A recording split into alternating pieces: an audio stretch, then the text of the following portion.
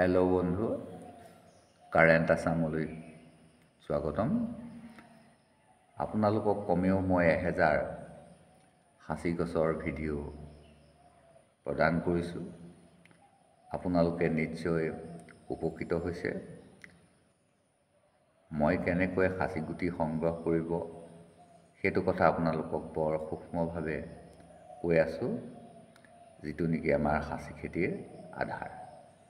কিন্তু সাঁচি খেতিৰ ওপৰত মই আৰু কথা ক'বলৈ আছে ক'ম, কিন্তু এইখিনিতে আমি দুটামান সৰু সৰু কথা আজি ক'ম বুলি ভাবিছোঁ।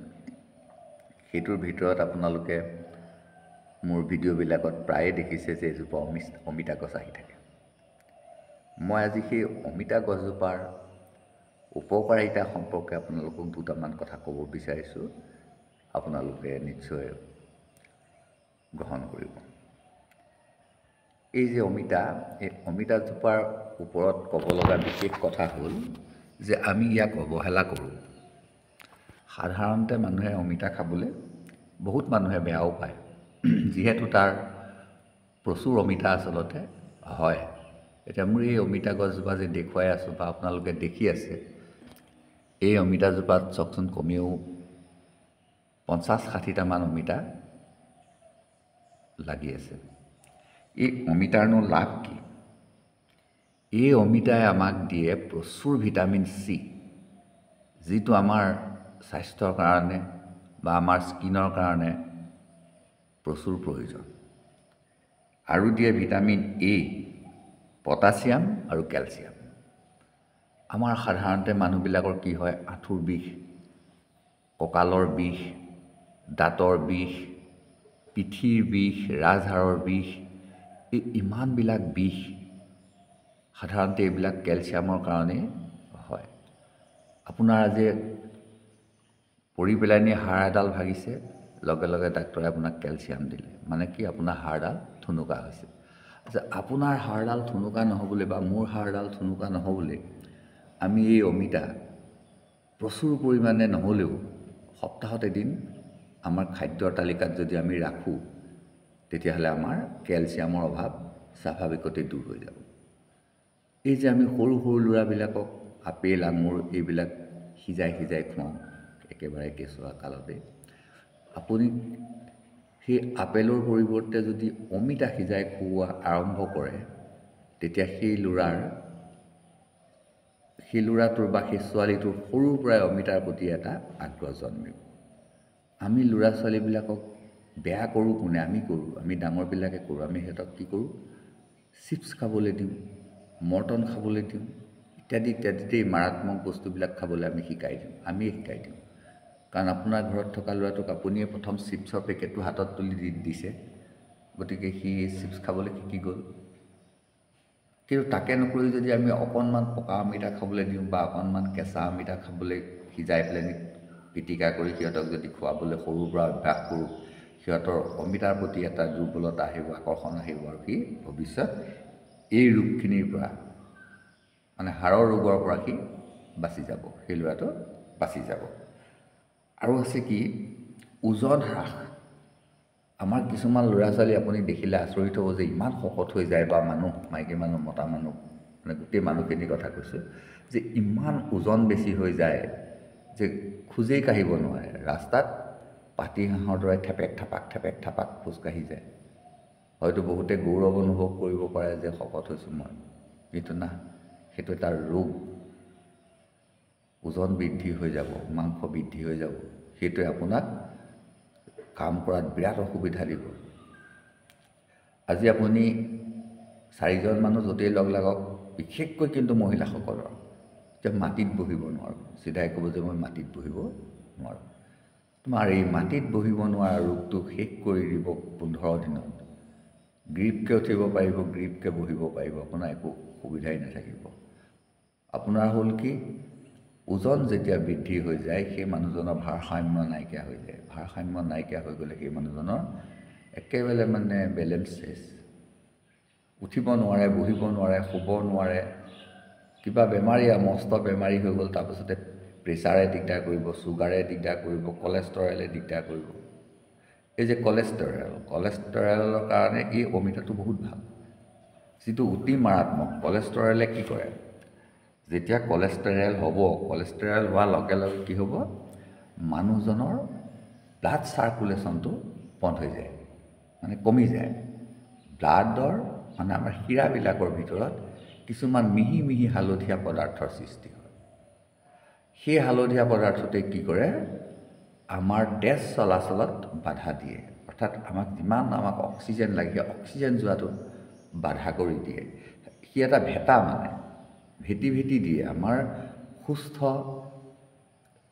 শিৰাবিলাকৰ মাজেদি যিখিনি ব্লাড অনবৰত এখন নদীত পানী বোৱাৰ দৰে বৈ থাকে, যেনেকৈ নদীখনত যদি ভেটা পৰি যায় তেতিয়া কি হ'ব, নদীখন ওফন্দি উঠি আমাৰ খেতিপথাৰ নষ্ট কৰিব, ঘৰ বাৰী নষ্ট কৰিব, দুৰ্ভিক্ষ নমাই আনে। ঠিক এই কলেষ্টৰেলে কি কৰে, আমাৰ এটা দেহাত দুৰ্ভিক্ষৰ সৃষ্টি কৰে। কিহৰ দুৰ্ভিক্ষ হয়? অক্সিজেন আৰু ব্লাড। কিন্তু সেই কলেষ্টৰেল সমূলনচে নাশ কৰি দিব অমিতাই।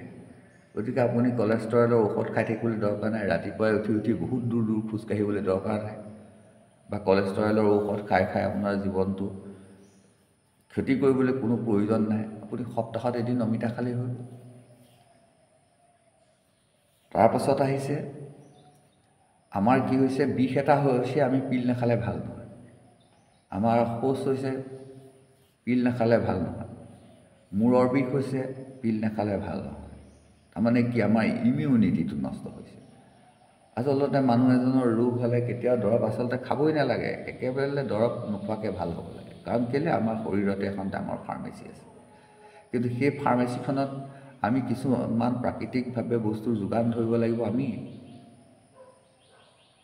আমাৰ যিখন ফাৰ্মেচী আছে, প্ৰাকৃতিকভাৱে আমাৰ স্বাভাৱিকভাৱে আমাৰ শৰীৰত যিখন ফাৰ্মাচী আছে, তাত বিভিন্ন ঔষধ জমা হৈ আছে, আৰু সেই যেতিয়া প্ৰয়োজন হয় সেই ফাৰ্মাচীখনে ঔষধ যোগান ধৰিবই। ক'ত কি যোগান ধৰিব লাগে, মানে সি নিজে ট্ৰিটমেণ্ট কৰিব, অটো কভাৰ হ'ব। যিটো আমাৰ লষ্ট হয়, শৰীৰত যিটো লষ্ট হয়, সেইটো অটো কভাৰ হ'ব। কিন্তু আমি কি কৰিছোঁ, আমি চিধা আয়ুৰ্বেদিকেই হওক, হোমিঅ'ই হওক বা এলোপেথিকেই হওক, আমি চিধাই ঔষধ খাই দিছোঁ না। সেইটো কৰিব নালাগে। সেইটো কৰিবলৈ আমাৰ কি হৈছে, আমি অমিতা খালেই হ'ল। আমি যদি অমিতা খাই থাকোঁ তেতিয়া কি হ'ব, আমাৰ সেই ফাৰ্মেচীখনত vitamin C, vitamin A, potassium, calcium, iron, এই গোটেই বস্তুবিলাক জমা হৈ থাকিব। হেল্ল' বন্ধু, নিশ্চয় আপুনি কথাটো বুজিব পাৰিছে যে অমিতাই নহয়, আমি আজি অমিতাৰ কথা পাতিছোঁ, গতিকে অমিতাৰ কথাই কৈছোঁ, কিন্তু আমি এই ঔষধবিলাক, এই বনৌষধবিলাক বা আমাৰ এই খাদ্য তালিকাত থকা বস্তুবিলাক আমি খাবই লাগে। গতিকে কলেষ্টৰেল দূৰ কৰিবৰ কাৰণে আমি অমিতা খাব পাৰোঁ। তাৰপাছত আপুনি এটা চাওক, তেনে সৰু বেমাৰ কিন্তু মাৰাত্মক। তেনেই সৰু বেমাৰ ডায়েবেটিছ হোৱাৰ লগে লগে মানুহজনৰ ইমিউনিটি ক্ষমতাটো একেবাৰে হ্ৰাস পাই যায়। মানুহ এজনে চকুৰে নেদেখা হৈ যাব পাৰে। মানুহ এজনে কি হৈছে, তেখেতৰ ৰোগ প্ৰতিৰোধ ক্ষমতাটো একদম সম্পূৰ্ণ হেৰুৱাই পেলাব পাৰে। সেইটো মাৰাত্মক ৰোগ, কিন্তু তাক ভাল কৰিবলৈ অতি সহজ। আপুনি সপ্তাহত এদিন যদি অমিতা খায়, আপোনাৰ ডায়েবেটিছ কণ্ট্ৰল থাকিব। আৰু বহুত ডায়েবেটিছৰ ঔষধ স্বাভাৱিকতে পায়। মই কৈ আহিছোঁ আগতেও যে যিটো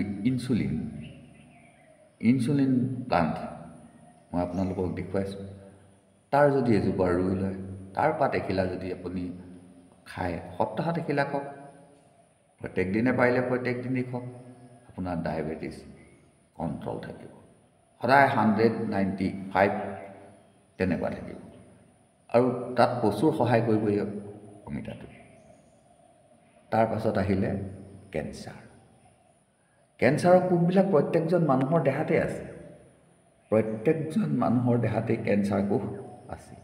আৰু যেতিয়া সেই কোষবিলাক বৃদ্ধি হয়, কোনো এজেগাত কোষবিলাক সাংঘাতিকভাৱে বৃদ্ধি হৈ যায়, তেতিয়া সি আমাক মৃত্যুৰ মুখলৈ লৈ যাবও পাৰে। কিন্তু এই অমিতা যদি খায় কেঞ্চাৰ কোষ আপোনাৰ দেহাত বৃদ্ধি হ'ব নোৱাৰে, তাক ডমিনেট কৰি ৰাখিব, কেঞ্চাৰৰ কোষখিনিক ডমিনেট কৰি ৰাখিব। কিহে? সেই অমিতাই। গতিকে চাওকচোন কিমান সাংঘাতিক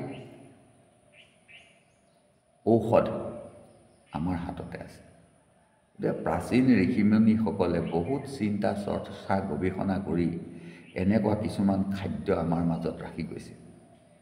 পিঁয়াজ, নহৰু, মাটিকান্দুৰী, আমি বহুত বন পাওঁ, তাৰ ভিতৰত যে মাটিকান্দুৰীটো বাছি আনিলে, বন জালুক, মানিমুনি, নৰসিংহ, ঢেকীয়া, ভেদাইলতা, পনৌনোৱা, এই যে পনৌনোৱা বস্তুটোৰ কথা মই কৈছোঁ, অতি ভাল বস্তু। আপোনাৰ ডায়েবেটিছ হওক, আপোনাৰ হাই প্ৰেছাৰ হওক, সপ্তাহত এদিন পনৌনোৱা এমুঠি খুন্দি 1 গিলাচ ৰস খাই দিয়কচোন। এভেইলেবল আমাৰ গোটেই নগৰে চহৰে গাঁৱে ঘৰে আপোনাৰ পনৌনোৱা পায়। আপুনি 1 গিলাচ পনৌনোৱা ৰস খাই দিয়কচোন, বা আপুনি এমুঠি পনৌনোৱা আনি কুটি পিঁয়াজ নহৰু দি চাটনি কৰি খাই দিয়কচোন। আমাৰ আচলতে কি চালাডটো থাকিবই লাগে, প্ৰত্যেক সাজতে আমাৰ চালাড থাকিবই লাগে। আপুনি যিকোনো বন্ধাকবি এটা সৰুকৈ কাটি অকণমান পিঁয়াজ দি নিমখ দি আপুনি চাটনি বনাওকচোন, থাকক। ওলকবি সৰু সৰুকৈ কাটি তাৰো দুচকলমান খাওকচোন। আমি সদায় গাজৰ ক'ত পাম? নালাগে নহয় গাজৰ, আপুনি এইবিলাকেই খাওক। কিন্তু তিয়ঁহেই হওক, গাজৰেই হওক, যিখিনি কেঁচাই খাব পৰা বস্তু, একো নেপালে কুন্দুলি 4টাও কেঁচাই খাওকচোন। এই বস্তুটো যদি আমি ভাতৰ লগত, আমাৰ মূল আহাৰৰ লগত যদি আমি এই বস্তুবিলাক খাই থাকোঁ, মই বহল নকৰোঁ যে যিটো কেঁচাই খাব পৰা ফল, আমি ভাজিও খাব পাৰোঁ, কেঁচাই খাব পাৰোঁ। এইকেইটা এটা কথা কৈছোঁ, এতিয়া বজাৰত উপলব্ধ এইটো কোমোৰা, এভেইলেবল কোমোৰা আছে। আপুনিতো কেতিয়াও কোমোৰাৰ ৰস খোৱা নাই। আপুনি কোমোৰা এটা কাটি আনক, পিচ কৰক, মিক্সিত দি দিয়ক, ৰসখিনি আপুনি চেকনিয়ে চেকি দিয়ক, 1 গিলাচ খাই দিয়কচোন। আপোনাৰ কিমান ভাল লাগিব, গোটেই দিনটো আপোনাৰ কিমান ভাল লাগিব। যেনেকৈ 10 মিনিট বহি অনুলোম বিলোম কৰিলেই আপোনাৰ 24 ঘণ্টাৰ কাৰণে আপুনি সুস্থ হৈ থাকিব পাৰে। কিন্তু আমি কি কৰিছোঁ? আমি বেমাৰ হ'লে ঔষধ খোৱাৰ কথা চিন্তা কৰিছোঁ। আমি বেমাৰ হ'লে ঔষধ খাওঁ, কিন্তু বেমাৰ নহ'বলৈ আমি ঔষধ খাওঁচোন। আমি সেইটো কৰি লওঁ যে বেমাৰ নহ'বলৈ আমি এইখিনি বস্তু খাই থাককচোন। আপুনি চাব সুস্থ জীৱন এটা আপুনি পাই গ'ল।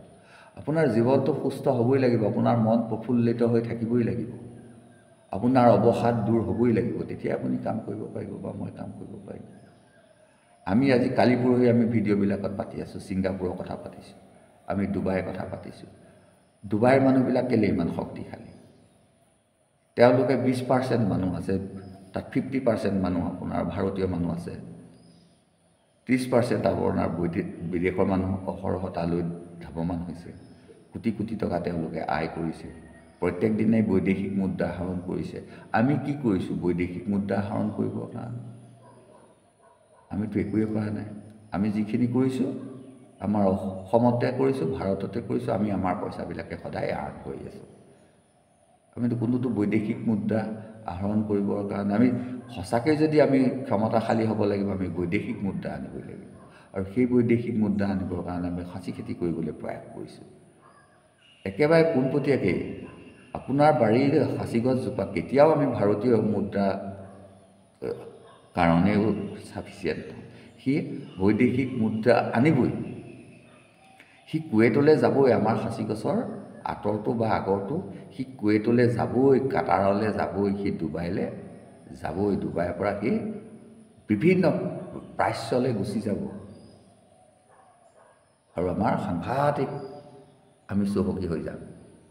আমি আনক উপদেশ দিয়া বা আনৰ কথাখিনিকে সদায় চাই থকা, এইটোৱে আমাৰ হৈছে নেকি বাৰু? আমাৰ হাতৰ মুঠিতে ইমানখিনি কৌশল আছে ধন ঘটাৰ, কিন্তু আমি কি হৈছে, আমাৰ অসমৰ মানুহবিলাক দৰিদ্ৰৰ সীমাৰেখাৰ তললৈ গৈ আছে। প্ৰমাণ হিচাপে চাওকচোন, 80% মানুহে চৰকাৰৰ চাউল পায়। আমি 80% মানুহে যদি চৰকাৰৰ চাউল পাবলৈ হয়, তাৰমানে কি আমি 80% মানুহ দৰিদ্ৰ সীমাৰেখাৰ তলত আছোঁ নেকি? তেতিয়াহ'লেনো আমি ক'ত ধনী হ'ব পাৰিছোঁ? সেইবিলাকে আমাক কি সূচাইছে? আমি খুব আনন্দ পাইছোঁ যে আমি চৰকাৰৰ ঘৰৰ পৰা মিঠাতেল পাইছোঁ, আমি চৰকাৰৰ ঘৰৰ পৰা চাউল পাইছোঁ। তাৰমানে যিখিনিয়ে নাই পোৱা, নোপোৱাখিনিতকৈ আমি পৃথক নেকি? আমি নোপোৱাৰ ব্যৱস্থা কৰোঁচোন। মই চৰকাৰী চাউল নোপোৱাৰ মানে যিটো ছিষ্টেম এতিয়া পৃথিৱীত চলি আছে, আমাৰ অসমৰ কথাহে কৈছোঁ দেই, অসমত চলি আছে, সেইটো একেবাৰে অনুদান। আমি চৰকাৰী অনুদানৰ ওপৰত জীয়াই থকাৰ যিটো ব্যৱস্থা হৈছে, সেই ব্যৱস্থাটোৱে কিন্তু আমাক তললৈ লৈ যাব। আমি ইমান চৰকাৰী অনুদান পাইছোঁ, মানে কি হৈছে? চৰকাৰে ক'ৰ পৰা দিছে? কোটি কোটি টকা ধাৰ লৈছে। কোটি কোটি টকা ধাৰ লৈ কি হৈছে? আমাক দিছে। মোক যদি দেউতাই ধাৰ লৈ পেলানি মোক ৰজাৰ ল'ৰাৰ সাৰি ৰাখে, সি মোৰে ভৱিষ্যত নষ্ট কৰিব। দেউতাই ধাৰ লৈ মোক খুব ধুনীয়া ধুনীয়া জিন্স পেণ্ট দিছে, ধুনীয়া জোতা দিছে,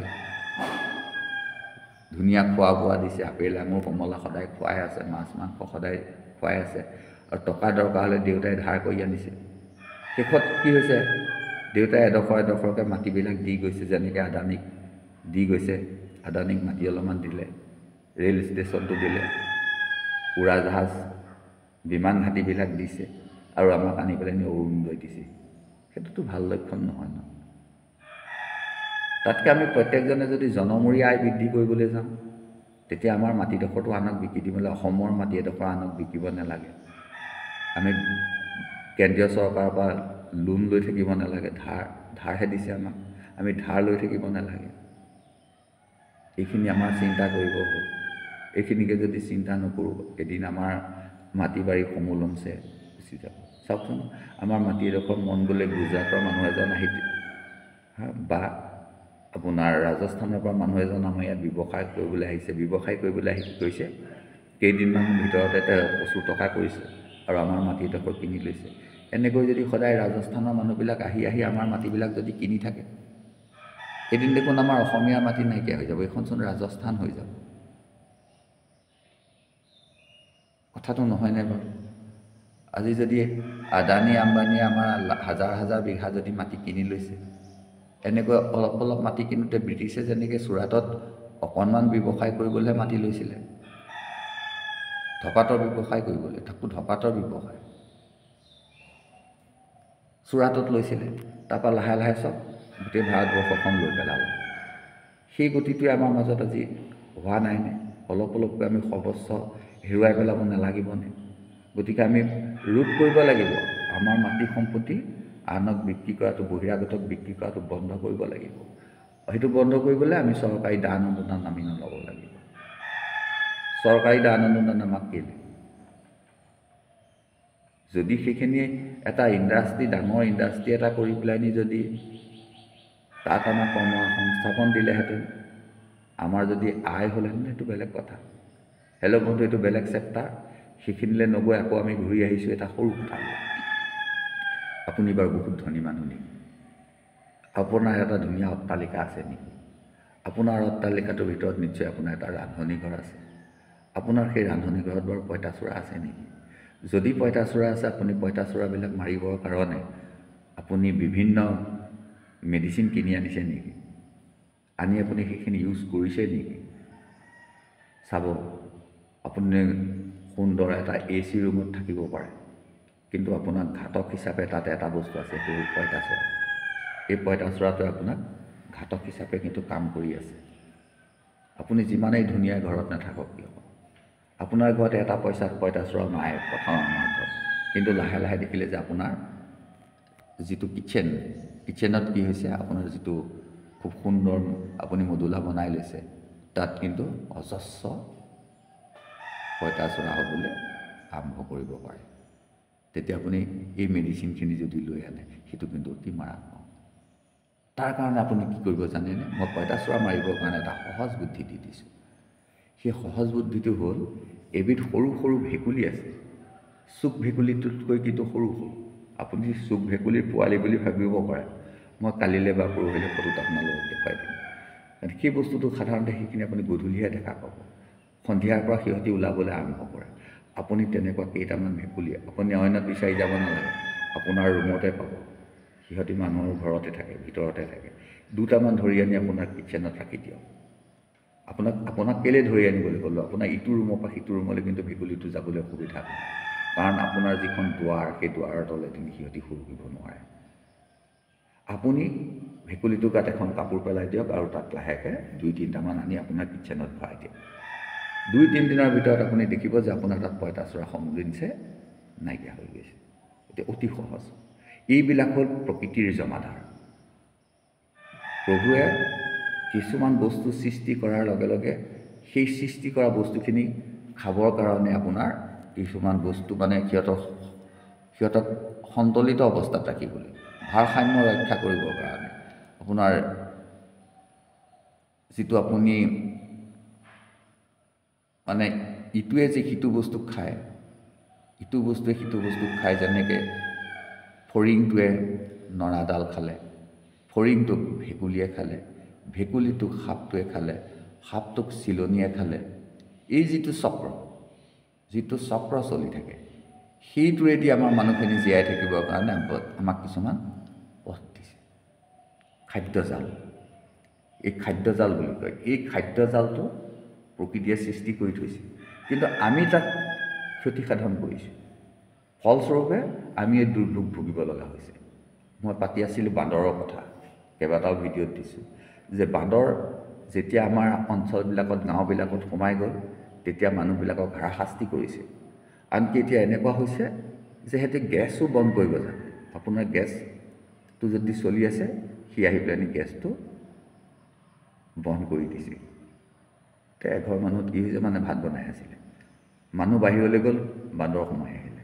সি কি কৰিলে, গেছটো বন্ধ কৰি দিলে। বান্দৰটোৱে জানে যে ইয়াত খোৱা খাদ্য আছে, কিন্তু গেছটো বন্ধ কৰি দিলে, অফ কৰি দিলে।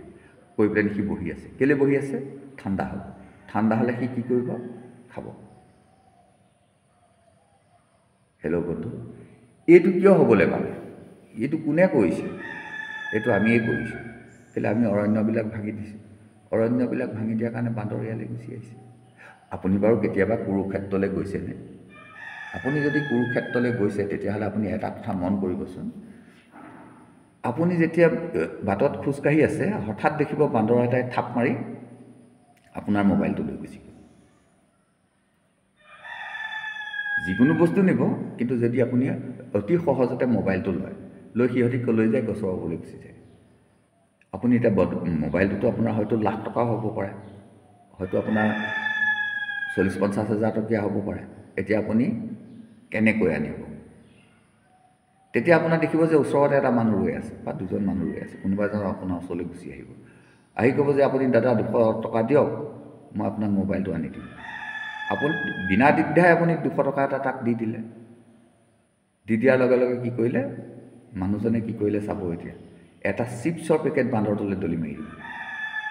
বান্দৰটো কেতিয়া জাপ মাৰি গছৰ পৰা নামি আহিব, মোবাইলটো পেলাব আৰু চিপছৰ পেকেটটো লৈ গুচি যাব আৰু আপোনাক মোবাইলটো দি দিব। সেই মানুহজনে কেনেকৈ টকা ঘটিছে চাওকচোন, মানুহৰ কৌশল চাওক। সেই বান্দৰখিনিক আচলতে সেই মানুহকেইজনে শিকাই দিলে, অভ্যস্ত কৰিছে যে মানুহৰ হাতৰ পৰা যদি কিবা এটা বস্তু লৈ তই গছলৈ গুচি যাওঁ, তেতিয়াহ'লে তোক কি দিম? চিপছ দিম। এই টেকনিকটো শিকাই পাৰ্গত কৰি পেলাই সেই মানুহকেইজনে জীৱিকাৰ নিৰ্বাহ হিচাপে কি পথটো বাছি ল'লে চাওকচোন। শ মানুহ অহা যোৱা কৰি আছে, প্ৰত্যেকৰ হাতৰ পৰাই তেনেকৈ থাপ মাৰি কিবা এটা লৈ বান্দৰটো ওপৰলৈ গুচি যায় আৰু সেই মানুহকেইজনে সেই কৌশলটো শিকায়। 200 টকা এটা দিয়ক মই আনি দিম তেনেকৈ সিহঁতি কিমান টকা হাজাৰ হাজাৰ টকা কমনি কৰি লৈ আছে কিন্তু আমি জানোনে তেনেকুৱা কৌশল আমি একো কৌশলে নাজানো সঁচা কথা কৈছোঁ আমি একেবাৰে হোজা মানুহ আমি পোনপটীয়া মানুহ কোনোবাই কিবা এটা বেয়াকৈ ক'লে আমাৰ চিধাই খং উঠি যায় বা আমিও বেয়াকৈ কৈ দিওঁ কোনোবাই মোক বেয়াকৈ কৈ দিলে মই মনে মনে থাকিব লাগে সেই পাতে ডাঙৰ অস্ত্ৰ মোক বেয়াকৈ কৈছে মই যদি মনে মনে থাকোঁ তেতিয়া সিজনে ইমানেই কষ্ট পাব আপুনি পাহৰি যাব কিন্তু সিজনে নেপাহৰিব যে মই মানুহজনক কেলে এনেকৈ ক'লোঁ আৰু লাহে লাহে সেই মানুহজনে মানুহক বেয়াকৈ নোকোৱা হৈ যাব এই গোটেই বস্তুখিনি ক'ৰ পৰা আহিব আমাৰ খাদ্যৰ পৰা আহিব আমি শুদ্ধ খাদ্য খাবই লাগিব হেল্ল' বন্ধু বেছি দীঘলীয়া নকৰোঁ আজি ভিডিঅ'টো মই ইমানতে সামৰণি মাৰিছোঁ কাৰণ আজি মই সাঁচি গছৰ পৰা অকণমান আঁতৰি আহিছোঁ কিন্তু সাঁচি শব্দটো মোৰ সদায় ভিডিঅ'ত আছেই থাকিবই যেতিয়ালৈকে আপোনাৰ বাৰীত এখন সাঁচি বাগান মই কৰি দিব নোৱাৰোঁ অৰ্থাৎ আৰু এবছৰ মই সাঁচি কৰি থাকিম যাতে আপুনি সাঁচি ৰুবলৈ বাধ্য হয় আজিলৈ আহোঁ আকৌ লগ পাম সদায় লগ পাম সদায় আপোনালোক আহি থাকক অকণমান মোক সময় দিয়ক মই আপোনালোকক অকণমান সময় দিওঁ ভুল ভ্ৰান্তি কিবা যদি হয় আপোনালোকে আঙুলিয়াই দিব আজিলৈ আহোঁ ধন্যবাদ